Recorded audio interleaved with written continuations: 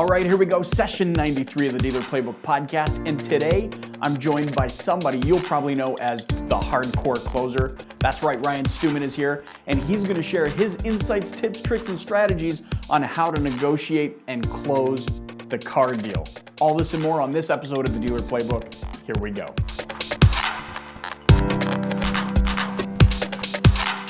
All right, here he is, Ryan Stewman, a.k.a. the hardcore closer. What's going on, man?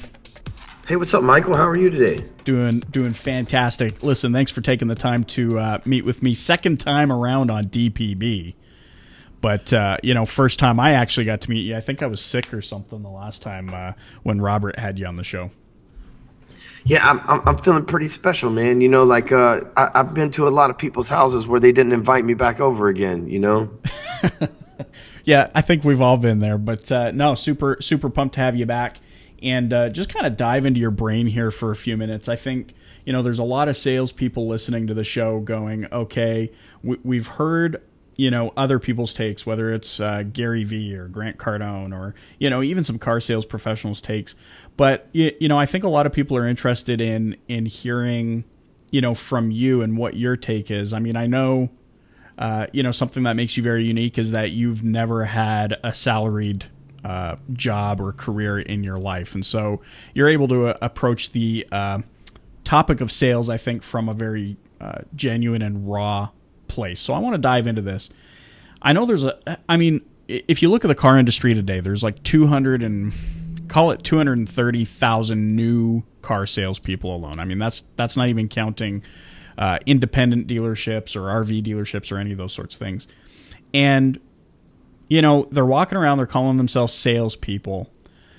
Is there a difference between a salesperson and somebody that actually writes business, or in other words, a closer?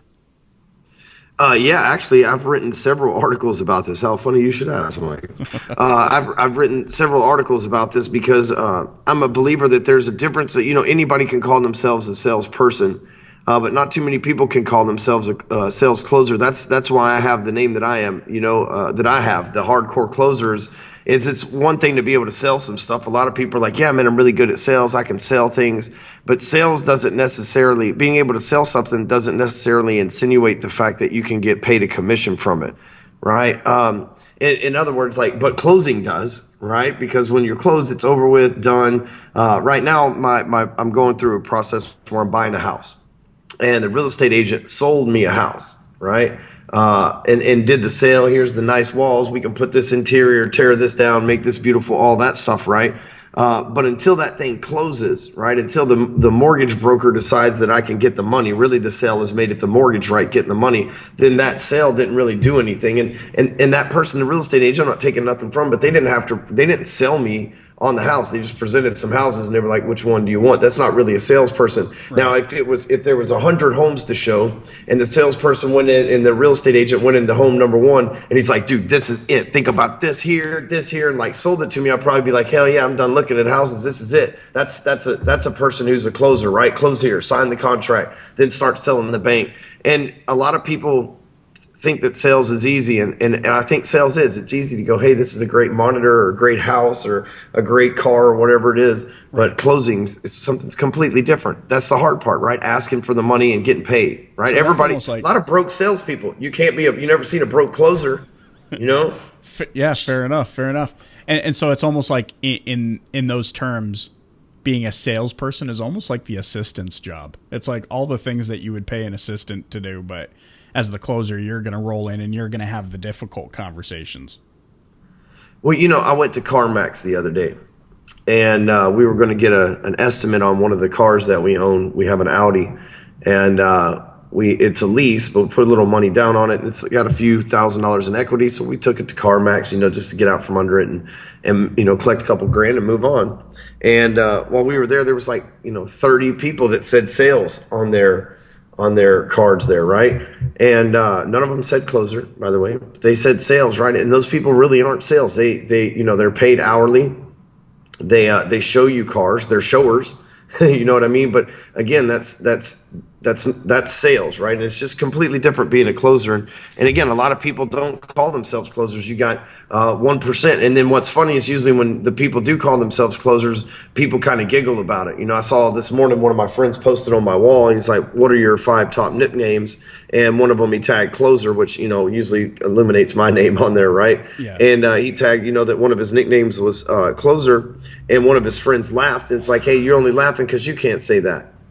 You don't have a choice," but he's confident enough to know what his paycheck's big enough and what he does when he gets on the phone to be able to call himself that. And it's rare that people do. Do you think it's because, the guy that makes the snarky comment doesn't realize that he's not really suggesting that he closes 100% of the business transactions that he goes into, but they think that, like when you say you're a closer to somebody, I think the general public is kind of thinking, oh, doesn't this guy think he's God's gift to sales? And so is it more about that, or is it more about the fact that a closer is just willing to kind of go into territory that most people aren't willing to go into? Man, I don't even think it's that. I guess it could be, right? You could dig deeper and go into territory and maybe say some things that other people don't. But I think the difference between a closer is just someone who insists on the business. Right, when I sold cars, that's where I got the nickname, right? And when I sold cars, which was a brief period of time, but I would notice most guys were scared, right? They had a $150 a month car payment, so they were scared to ask somebody for an $800 car payment. Or they had a $400 a month car payment, so they were scared to ask somebody for a $1,500 car payment. I wasn't. I would go in there, sit down with them and be like, "Hey, man, if you want to drive this F-250 off the truck with this turbocharged diesel 4 doors and enough freaking steel to haul a trailer home, you're going to have a $1,400 a month payment, man. That's the way it is, man. Just put the money down, drive out of here in the truck you want, and move on." And it didn't mean that I was like rude. It didn't insinuate that I was some kind of over asshole or anything like that. I just wasn't afraid to ask for the business. And then when they told me no, I wasn't afraid to go, "Why not?" My little son, he's 4 years old, and every time he's like, "Hey, let me get some candy." And I'm like, "No, man, you can't have any candy." "Well, why not?" Right? He wants to know. He didn't just take my answer and be like, "Okay." Right? Yeah, He wants to know. And we lose that somewhere along the way. But the few of us that are willing to go above and beyond the normal dialogue and just say, "Well, hey, why not?" Yeah. You know what I mean? Like, you liked it a few minutes ago. Now we got a number on it. You don't like it. What's going on in here? What happened? Some conflicting stories. You know what I mean? So, I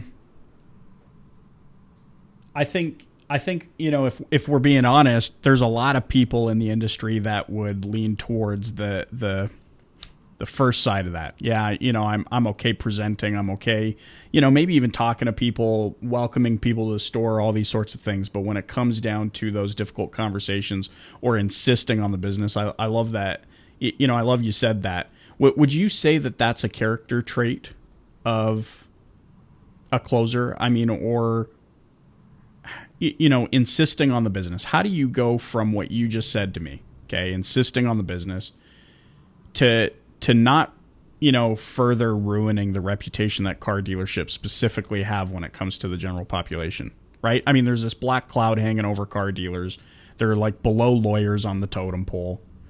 To be insistent, you said, no, I wasn't a jerk about it, but what does that actually look like? If you're breaking that out for the person listening, how do I be persistent or insistent on asking for the business without, perhaps killing the reputation? Well, first, let's just take that back for 1 second, right? And I don't know that car dealers are lower than lawyers, man. That's hold on a minute now. I don't like lawyers very much, but I like car people. They're my people, right? But here's the thing, right? I think it works like this. The media consistently puts out terrible movies about us. Wall Street, a greedy-ass salesman named Gordon Gekko screwing everybody over.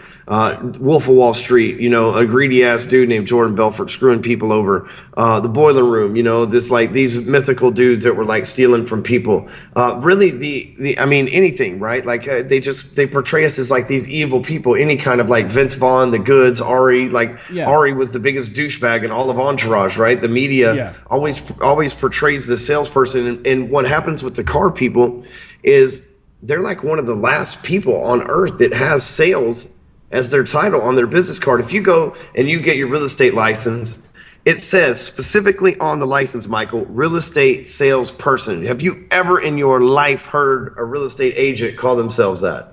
No, they have gotten away from that name because they realize that the media has put some negative connotations to it. So the reason why I say that is if you understand that it's not the prospect being mean to you, and you're not being mean to the prospect or rude or anything else. The prospect's been predisposed, and everybody's been. Look, the world's full of dumb people, right? And when a salesperson sees a dumb person that's willing to do some dumb shit, you'd be stupid not. The salesperson would be dumb not to take advantage of that, right? Yeah. And if you don't do your homework, then you know what? Like if I go and I overpay for some food that's cheaper down the street, I should know, right? I know Chili's hamburgers really ain't that much better than Whataburger, but I know they cost 3 times as much.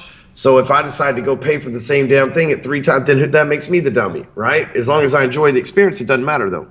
And so what I'm saying is like, if you're in car sales or whatever sales and you have a reputation like that, well, here's the thing. It's like, just accept that and understand that they're just pretty programmed that way. That doesn't mean they really feel that way. It's like the legend Zig Ziglar tells a story. It was at Thanksgiving dinner, and his wife was cutting off the ends of the ham and putting them in the pan. And he's like, hey, what in the world you cut off the ends of the ham? That's like the most delicious part of the whole pig, right? And she's like, I don't know, ask my mom. My mom always did it, so I'm doing it. She goes in there, and he asks the mom, he says, hey, why do you cut off the ends of the ham?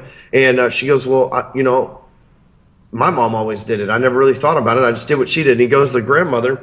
And by the way, Zeke was old, so this had to have been a long time ago, right? So he goes to the grandmother and says, why do you cut off the ends of the ham? She goes, I don't know why these two goofballs do it, but I never had a pan big enough to fit the whole ham in, right? And so objections are the same way. Like, your parents, they don't know anything smart to say. So when you go buy a car, they go, don't get ripped off by the salesman. Blah, blah, blah, blah. Like, 'cause they don't know anything else to say because that's what their parents said to them. Right. We have the internet, sticker prices. All these things didn't exist when your grandparents were buying cars. You know what I mean? Like, we have all these things. It's the same thing when you go to a bank. They're like, ask them for a low interest rate. Dude, they have the CFPB in place. Dude, you couldn't get a high interest rate if you agreed to it. You could sign the papers. They would let you out of it. Right. But that's the objection. They think, well, I think that rate's too high. Right. Like, because that's what their grandpa taught them to do. Their grandpa taught their dad taught them. Because back in the day, we live in a very regulated society. Back in the day, you could fender trade and all this stuff and things that weren't even around in our lifetime. And yes, salesmen took advantage of dumb people, but it's almost impossible to do that on that level today. But yet people still give those same objections. And it's similar to cutting the ends of the ham off. It's like my great grandpa always said, ask for the lowest rate. Ask for the sticker price or the invoice price. So that's what I do. Right. So, yeah, and I should clarify, those are not my feelings about the car industry, by the way. I love the industry. But, we know that. You're here giving back to them. Yeah, well, there you go. Fair enough. So, because that is how people have been brought up. And I mean, the media, like you said, does kind of perpetuate that negative, stigma or whatever you want to call it that looms over the car business. I think that's a mental block that a lot of salespeople, as we talk to them, have. Like, how do I differentiate myself? How can I be persistent? How can I be the closer when that's exactly what everyone's expecting me to be? Like, like people are coming in with their guard up and they know that you're going to be asking for the business. I mean, like, let's face it, it's 2016. If you don't know what a car dealership does, then like you said, you're kind of a dummy. I mean, everybody knows that the second they walk foot into a car dealership, somebody's going to be doing something to sell them a car. I mean, that's just the nature of the establishment. But how do we get around that? How have you differentiated yourself? Is it the best service, or is it just caring? Is it building relationships of trust? What have you found is the kind of magic formula for cutting through the clutter of salespeople and dominating? Well, I when I sold cars, it was 2011, and I made videos. I know that still works today because I've got a client that came through my Break Free Academy program. Now, he's a broker owner, right? Like, he owns the dealership there, and but it's just a one-man operation. He came in April. In February, he sold 8 cars. I'm sorry, in April, he sold 8 cars, and that was his biggest month, right? Small operation. It's just him. In May, he sold 32 cars. This month, I think he's almost up to 50 cars. And I can tell you exactly what it is, right? because I've experienced it in my life, and now I'm seeing him do it in his, because he's our first car guy to ever come through this, right? And honestly, I was concerned. I'm like, man, if this dude doesn't do what he's told, and he may discredit it, because a lot of car salespeople, they will discredit. They cut my tie off, laughing at me for videos and shit like that. Yeah. 2 weeks later, I'm selling circles around all of them, right? And then they won't know what I'm doing. I'm like, none of your business, right? And I'm gonna charge for this one of these days. Yeah, right? Exactly. So, you can buy my program in the future, son. But so the thing is, I believe it's several points. You have to earn their trust, first of all. So when people would come on the car lot back in the day, and this still works today, right? Just because I did it 2011, don't discredit this stuff. It works, guys. And so when people come on the car lot, they almost always say, we're just looking, right? And there again, that's one of those things like cutting the ends of the ham off, right? That's what their dad told them. Hey, if the salesman comes up to you, tell me just looking. Right? Like that's exactly. That's normal. So I say, hey, you know what? I hear that almost every single time. Here's the thing. I'm not here to sell you anything either. I get paid whether you buy today or not. I'm here. I'm on the clock. I'm working. And so here's the thing. If you like the car, just ask me questions. If you have questions about it, just let them out. If you want to go test drive a specific car, if you got an idea, look, it doesn't make any difference whether you buy anything or not. I'm going to get paid the same. Let's just move forward. Cool. Boom. Right. And at that point, then we're all of a sudden their guards down, right? It's like, hey, if you like, so I don't care if you buy it or not. I'm going to get paid the same whether you buy it today or not, right? And by saying that, I'm not lying, because if they don't buy and nobody else buys for the day, I did get paid for the same. If they do buy today and I've already sold another car, which most likely is going to happen, then I'm going to get paid the same, right? So it's not, it just takes that off the table for them. Words it's just how you packaged it. Absolutely, man. And so what I'm doing is I'm just taking that objection off, because they think if they say that they're there to buy, then I'll start ripping them off immediately. It's like all of a sudden they say they're there to buy. The next thing you know, I'm like a rabbit in a magician's hat with a freaking credit card of theirs in my hand, right? Yeah. Charging them full price, 10 grand above sticker and a bunch of, custom add-ons, right? That's what they're fearful of. And so at that point, I'm like, hey, if you like it, just tell me. It doesn't matter to me one way or another. But let's go check out what you like. And I sit down, and the first thing that I always did before I showed them anything, they could want to see a car. And you know what? People didn't really fight me, but maybe one or two times on this. I would sit them down at the table and ask them some questions, right? And I kept a little notepad with me, and I would ask them, why they want the car is what I was trying to get after, right? So you need a 4-door sedan. Why? Oh, because we just had a kid. Boom. Right? You're in a 2-door Mustang right now. Okay, boom. You can't remain in that life anymore. You have to change. Right? So that means that deal's going to get done. I might as well be the guy to get it done. Right? If it's someone coming in a Suburban and they're like, dude, I just can't afford the gas anymore, man. I'm looking at this Focus. That's somebody whose pocket's hurting. They have to make that deal. Right? If it's somebody who comes in and they're in a nice vehicle and they're wanting a decked out Mustang as like a side vehicle, man, they don't have to make that deal, right? So I've got to find out that inner motivation in there. So I did some fact finding, and what I would tell them is this. I'd say, hey, let's sit down, because listen, there's like 500 cars on this lot and it's hot as hell in Texas. Let me put you down the seat here. Let me figure out which one it is that you like. You tell me a little bit about what you're looking for, and I'll just pull it up front and make it easy for you. Right? And there's an excuse for them to start giving me information, because I'm offering them convenience. Right? So instead of saying, hey, you tell me which one you like, and I'll just get you to sign it up and you'll buy, and I'll take your wallet, beat you over sticker price, or trying to get them to walk on the lot. Let's go take a look. It's like, hey, man, listen, I'm really good at this. You tell me what you want, I'll bring it around. Right. So it's like the concierge service. Yeah, absolutely. Right. Hey, I get paid regardless. And then I go through this. Then then what happens is they let their guard down, man. They go in and they're like, wow, I like this. They start liking the truck. We get back to the table. I get to turn my hat around backwards. Right. I went from the guy that it was, hey, your buddy, you really like this, you can tell me anything, to, well, why wouldn't you buy this today? You said you like it. I'm giving you a price. You're not going to get anywhere else, right? I'm giving you a price. Here I am, full disclosure, full transparency. Here's how it's working. I told you I'm going to get paid the same today, whether you buy or not. So what is the hold up? You want the vehicle. And I just ask them, and oftentimes they'll say something crazy. Well, I need to go think about it. I need to go talk to my bank. Man, we got banks right here. We'll finance it through your bank at a cheaper rate than you could get if you walked up to the window right now. And faster. Yeah. You're removing all their obstacles and just providing solutions. Everything. But first thing I did was I got them addicted to the car. Right? Because if they fall in love with the car, then we can make it. Look, man, if you like the car, I'll make what needs to happen on your end work.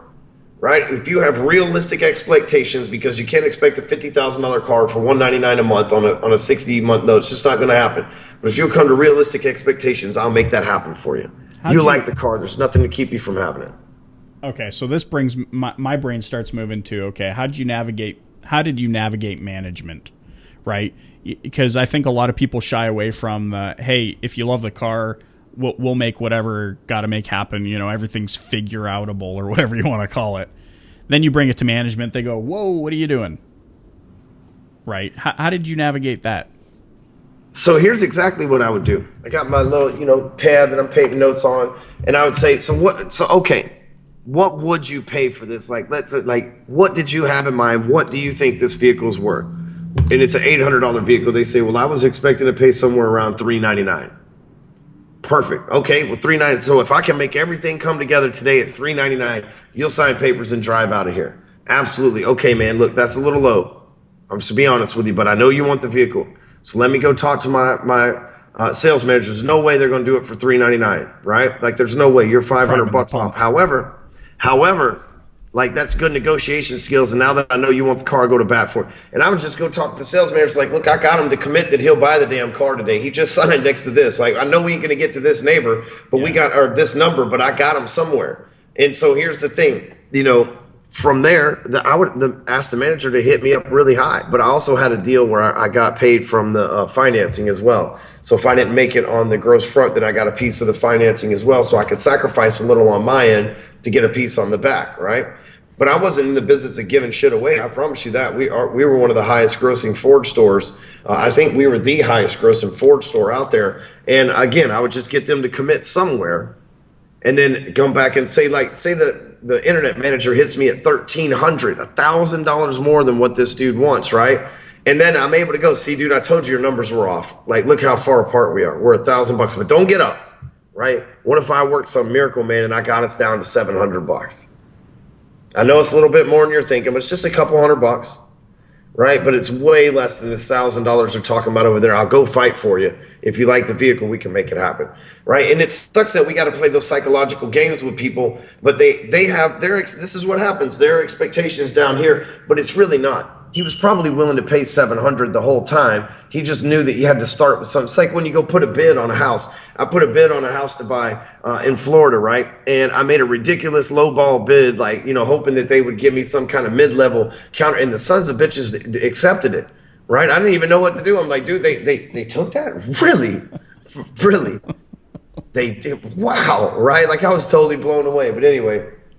And so usually that's not what happens. I made that offer expecting them to, hey, lucky for me, they laid down. But I made that offer expecting for them to come back at, like, I made a 115 offer. I expect them to hit me back at 130 or something like that. But I wanted to hit them low. But my expectation was 130 all along. But I'm not just going to put it out there. And I assume that most people come to the negotiation table the same way. And instead of us trying to, because what'll happen is if I'd have came out with 700 from the jump, then they would have just assumed that I had some more built into it because nobody hit you with their best offer up front, just like they're not going to hit me with their best offer up front. And I know that. I don't take it personal. It's just moving on through the system. That's how we do it over here. Yeah, you're moving in the same direction as the money. Yep.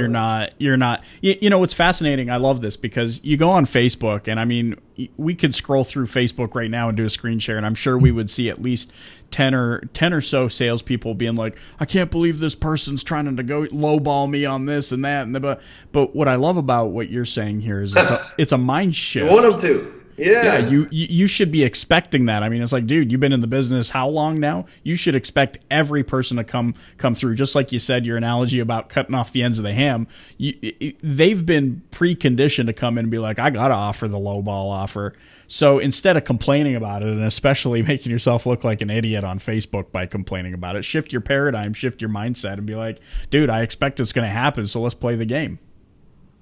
Yeah, and hey, you know what? Lowball offer means they want what you have. What a bigger buying sign. What bigger buying sign could you possibly ask for? They're saying if you'll come to this dollar amount right here, I'll take this son of a bitch today and drive it home, right? And and most people get offended. They're like, but that dollar amount's absurd. I would take it at that dollar amount too. Like, perfect. Now's the time you negotiate because you know they want it and they've already committed basically to the fact of letting you know that they want it, low ball offer or not, right? But you can't blame them for taking a swing either, because what if you said, hell yeah, let's wrap it up? Just like I wasn't expecting the offer on the house to go that way, but they said, hell yeah, wrap it up. I called the Maserati dealership a few months ago and I was like, hey man, I'm looking to do this. Here's the moves I want to make. And I made them ridiculous offer from like $1,000 down, $999 a month. I want this car right here. The dude's like, he called me back 30 minutes later, done, come pick it up. Like, no shit. All right. But I wasn't expecting that. You know what I mean? I was expecting them to come back at $1,500. Yeah. So what kind of a dumbass would I be if I hit them with the $1,500 up front? I would be paying $500 more a month for my car. Yeah, because I'm sure they'd have taken that too. Yeah, exactly. Yeah, no, it's brilliant, and it shows how important mindset is in application. I mean, you see all the fancy, warm and fuzzy Facebook posts about, you know, your attitude equals altitude and all these like things that people say. But this is what mindset can actually do in application, on the front lines, on the ground level. Understanding that what you may currently not like about the negotiation process is something that you should be welcoming, because, like you said, I love the paradigm that you introduce. They give you a lowball offer. Most people are sitting there getting mad about it. Oh, dude, they're calling them names. They're doing all these sorts of things. You're saying that's exactly what you want, because that means they want the vehicle. They want the product. Okay, so here's a question I have for you. Okay, go ahead. Let me say one more thing. Sorry, man. Yeah, it's the ultimate buying sign. I remember one time I started work at this mortgage company, and the first day I sat down, and within 5 minutes of sitting down, they threw 6 leads into my inbox. And I was blown away. I said, holy shit, man, these people actually want what I'm selling. How easy is this going to be? And the dude next to me, and like within probably 10 minutes, I had an application from 2 of them, which was like unheard of in the company. But dude, I was excited. Meanwhile, I overheard the guy that started the same day as me tell the dude in the cubicle that also started about the same time, that was new next to him over there. He's like, dude, they give us these leads full of like these people that watch this darn Jerry Springer, man. These leads are terrible. And I'm like, dude, we started the same day. So it's not like not like they were, hey, give Ryan leads because he's like, you know, like, dude, whatever, right? We got the same stuff. And I was like, it's all in the attitude. Same with the car guys, right? Somebody comes in and they're like, dude, this guy's a freaking cheapskate. No, he's not. He's a stellar negotiator doing what his great-great-grandfather taught his grandfather and his grandfather and his dad and everybody else to do. Start out low. Yeah, do your freaking job. Quit being so thin skinned. I think that's a lot of salespeople's problem, is they're thin skinned. They take things personally. They feel like they bonded with somebody, and then they're like, "You're just gonna do me like this, man, and I did all this work for you. You're not gonna pay me." And it's not like that, man. Just like shut up and press forward. I can't believe this, man. I thought we were friends. Yeah. I've known you for 30 minutes. We went on a test ride together. How are we not best buddies? And you trust me with your life by now? Yeah, you know? With your thousands of dollars. So, and you know what? Even going further down that wormhole, I mean, doesn't that show the integrity of the customer, that they're willing to follow through on something their great-great-great-great-grandfather taught them? So, it's about shifting mindset. I love that conversation because I think it's so important, so relevant, and I think a lot more people in the industry, in any industry, any person that's in sales would be so much more successful, whatever their definition is. They would close more business if they just shifted the way they saw things and the way they looked at things. So that's a huge power bomb right there. Let me ask you this. In your career, if you had to kind of sum up the most valuable lesson or lessons that you've learned that have brought you to where you're at, what would they be? The biggest lesson I've learned in sales, and I'll share this with you, and you've probably heard it a million times, but that doesn't make it any less valuable, is ask questions. You know, last night I had 14 or 15 salespeople doing interviews with me, and with a few of them I did some role playing. I'm gonna get through the rest of them tonight. And with a few of them I did some role playing, me as a customer, them selling me my stuff. I mean, there's plenty of guys selling pen and water. I'm not into that. Like, I'm hiring these guys to sell my shit. Sell me my shit. You know what I mean? Yep.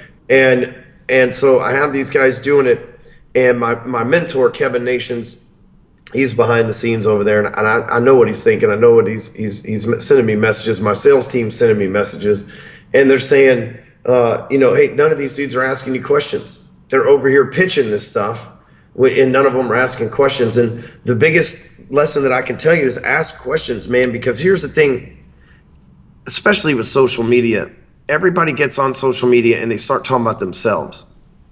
Here's what I did. Here's how I'm rolling. Here's what's up with me. Here's what I got going on. Very few people are talking about them, right? Like the people that are watching. So like when I post for my audience. I don't post for me. It's not, look at what I'm doing. It's like, look what you can do if you do this, right? I'm giving it to them. I'm being different. I'm standing out.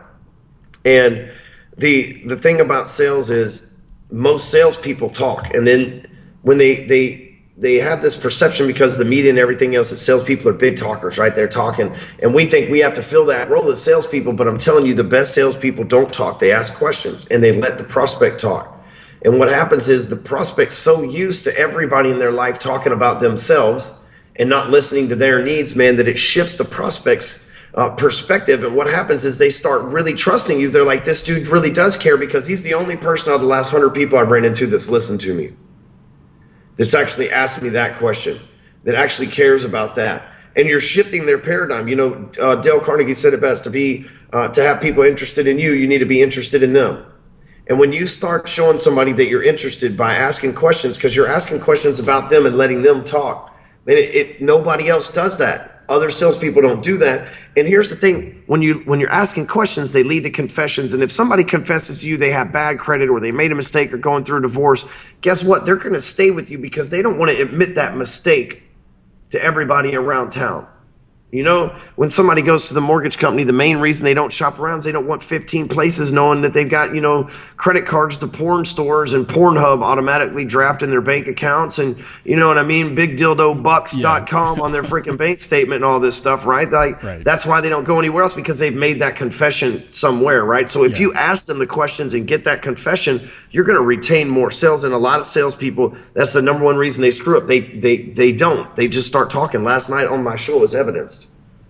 This is a similar conversation I've had with my team, and it's like, sometimes it's like, dude, stop talking so much. I mean, like, I know for myself, I've closed deals without even really telling people what we do, because I just sat there and listened to them.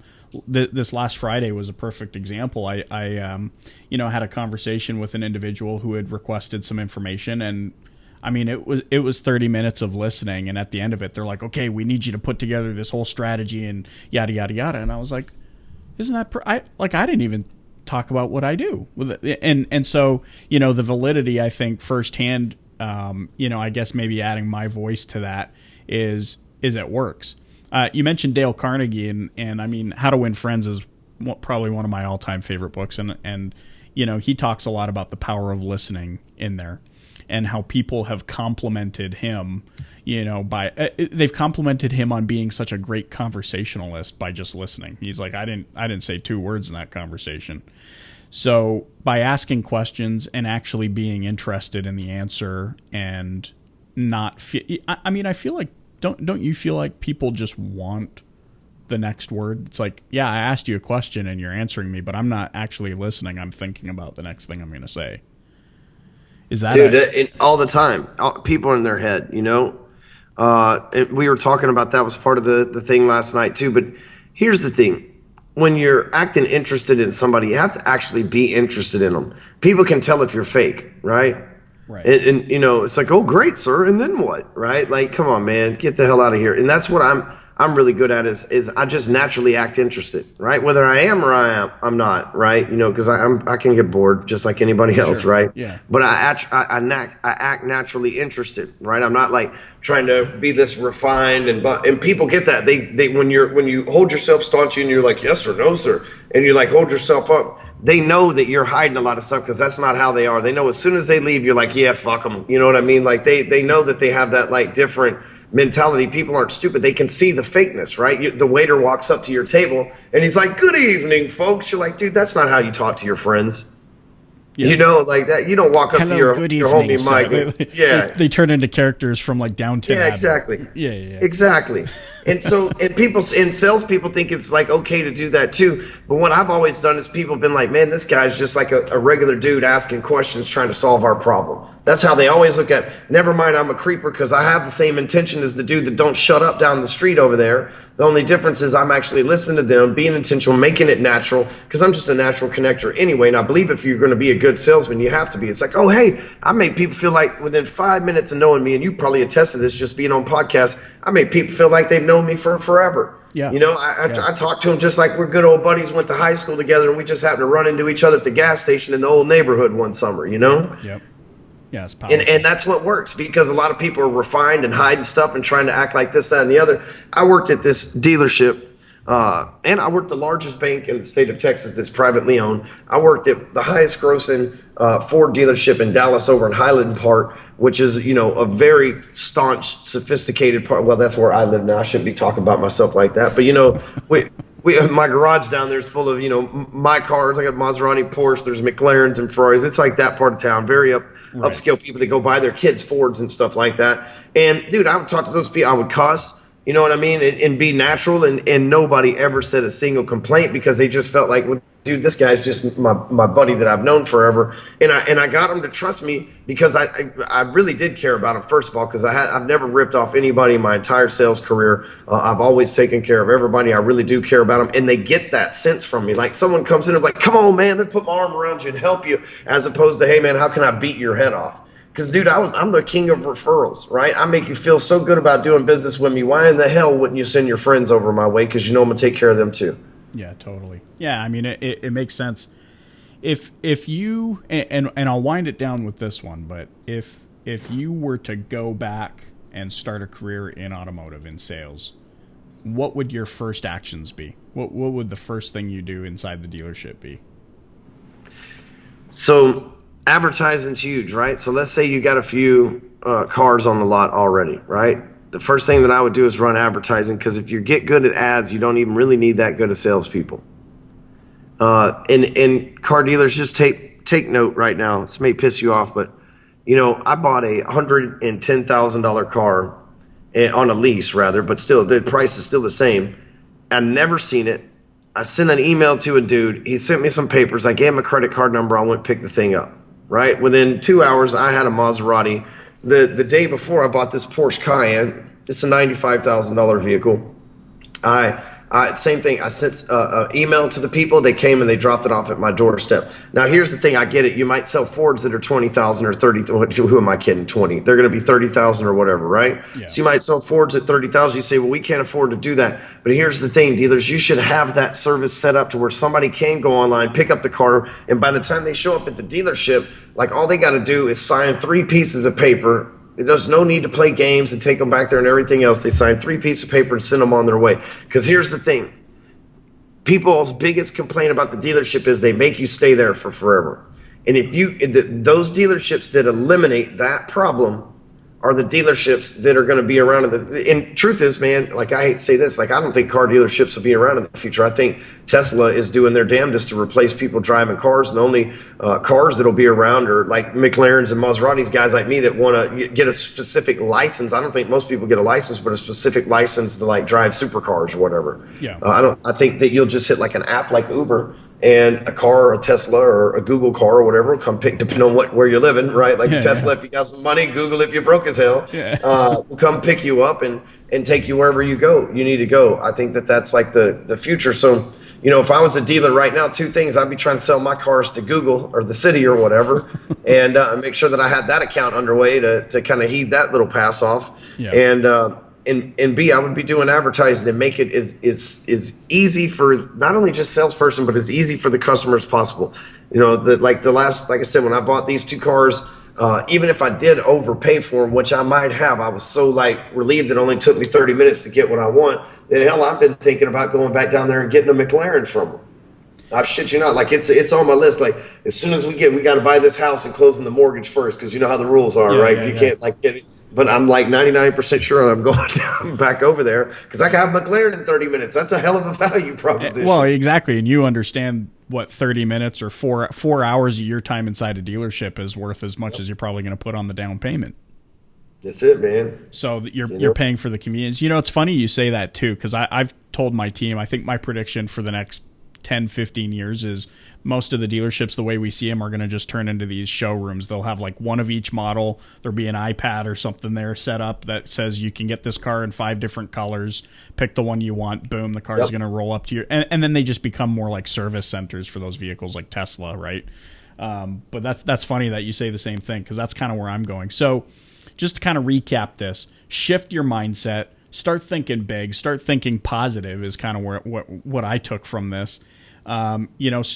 start Well, looking Tango, at. sorry to interrupt, but Yeah. start thinking if they make you an offer that they want the damn thing that you're selling, right? Start thinking Yeah. like not, whether it's positive or not, if they make an offer, that shows that that's like the number one buying sign ever. So start thinking of offers as a as a gift from God, because you're about to get a commission check if you'll just press Yeah, forward. manna from heaven when they make you an offer. Yeah, that's it. So shift your mindset and look at those things that you're currently complaining about in a different light, and most likely they will be very blatant opportunities for you to increase your income. And then, like you said, be a phenomenal listener and ask a ton of questions. Be more genuinely interested in them. I think this stuff is incredible. And like you said, advertising, knowing how to make the right offer, making it convenient for the customer, and you're going to rise above the clutter and dominate. That's huge stuff. So, just turn it over to you real quick. In closing, Ryan, how can those listening get in touch with you? Find me at clixo.com/closer. That's CLYXO.com/closer. Listen, I own that company. Clixo is my company. I'm 100% sole owner, and I would invite you to sign up for one of our free profiles over there. I don't have shit to sell you. Right? For once in my life, it is a free, no gimmicks program. I'm being nice to the sales community by investing my dollars and giving this back. And that's real talk, you guys. You have Instagram, Snapchats, websites, all this different stuff. Dude, Clixo fixes that for you. And you can find everything just in one place. And it's easy to set up. Takes you less than 90 seconds to get every profile from every social media channel you have, whether you're on desktop, phone, whatever, man. It's super easy. I've sunk a lot of money into this thing because A, I wanted it, right? It's like, not something that I needed, but B, I wanted to give back to the community too. So go to clixo.com/closer, connect with me wherever the hell you want. That's on the page there, and then set up your own account while you're there. Love it, man. Hey, thanks so much for joining me on DPB. Hey, man, thanks for having me again. Repeat! Yeah, right? yeah. Repeat guest. I feel a little special. There he is. Thanks, man.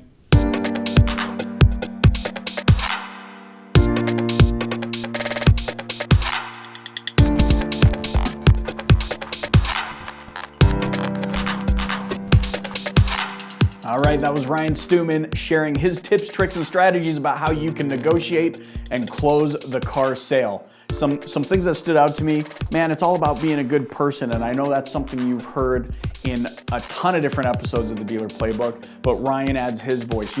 Ask questions. Why would you feel compelled to ask questions? Because you're a good person. You want to get to know somebody. It's like